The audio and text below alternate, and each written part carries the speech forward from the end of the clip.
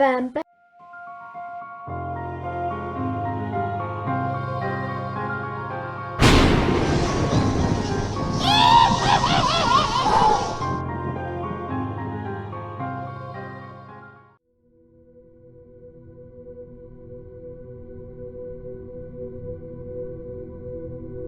A few years ago, I was running my own company from home and I took on more work than I could handle. I did graphic design for several companies and a handful of larger corporations, which put me under a lot of pressure to deliver. Long story short, too many deadlines and not enough time for me to rest. I decided that I needed a break, or I would certainly suffer a burnout soon enough.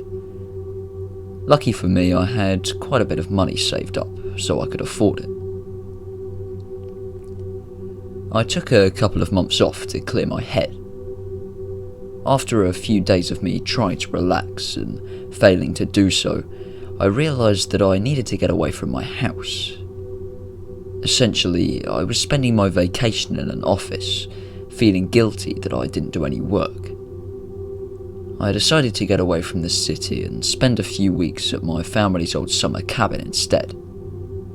I packed my bags and headed out of town early next morning. While driving, I was a bit nervous.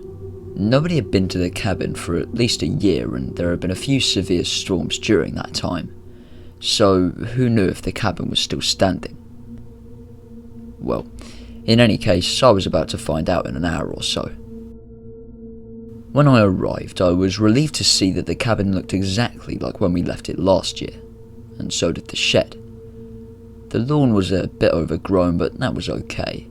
I really needed some physical work after months and months of sitting in front of a screen. Then I would chop some firewood for the grill, stuff my face with steak and sandwiches, and fall asleep. Perfect. Said and done, sometime later, I was chilling in the hammock I had set up on the porch, satisfied and drowsy. I could feel myself drifting off, so I set the alarm on my phone to make sure I woke up before dark. As far as I know, there hadn't been any animal attacks or anything, but I wanted to be safe anyway. I put the phone on the porch railing and fell asleep only seconds later. I woke up before the alarm could go off, to the sound of rain hitting the metal roof on the porch. I rubbed the sleep out of my eyes and immediately thought of making another sandwich, when I noticed an odd shape, maybe 50 yards away in the woods. There, sticking out of the brush, I saw a grey, almost purple human-looking head staring right at me, completely still. It was too far away to make out any distinct details, but I could definitely see large dark eyes in its almost skull-like head. I don't know how to describe the mouth, or snout, though. Imagine a dog's snout, but make it shorter and wider, more akin to the jaws of a lizard, with no visible nose. It was just so weird looking. The head looked so human, but at the same time it didn't. I wasn't even sure it was a living thing, because it was so still. A drop of rain must have hit its eye or something, because it flinched or twitched. I was freaking out. This was definitely a living thing staring at me. I slowly got out of the hammock, trying not to fall or stumble, as to not give this potentially hostile creature any chance to charge at me. I backed to the door, fumbling with the handle, and as soon as I got it open I turned and ran inside as fast as I could, slamming the door behind me. I immediately looked out a window and saw that the thing was still there, sitting in the same place. I think it noticed me peeking out the window, moving its head just a little bit, staring at me again. I was still freaking out and wondering what the hell that thing was. Surely it was just some sickly animal that picked up the smell of food, right? Our staring contest continued a minute or two before I drew the curtains. I jumped to the sound of my alarm going off. Fuck, my phone was still outside. I thought about it for a moment before I slowly opened the door, thinking that I would be able to grab it and get back inside before that thing could get into the house. My eyes fell on the spot I had last seen the creature, and to my horror, it wasn't there anymore. I immediately regretted my decision and shut the door again, without getting my phone. I was about to look out the window again when I heard something step onto the porch. My heart was thumping and I made an effort to hide my heavy breathing and listened as hard as I could.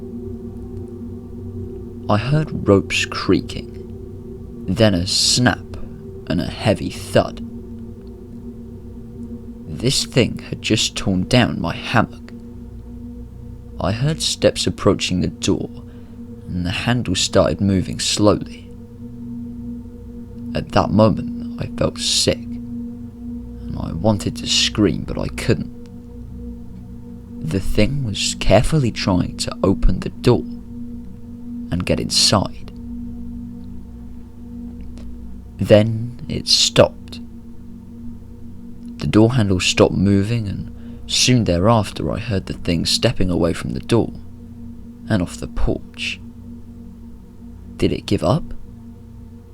I stood there with my back against the door for several minutes before I even moved an inch. I slowly made my way to the window and drew the curtains.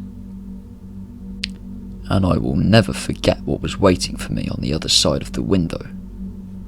The last thing I remember seeing before blacking out was the largest, emptiest black eyes I have ever seen on any living thing.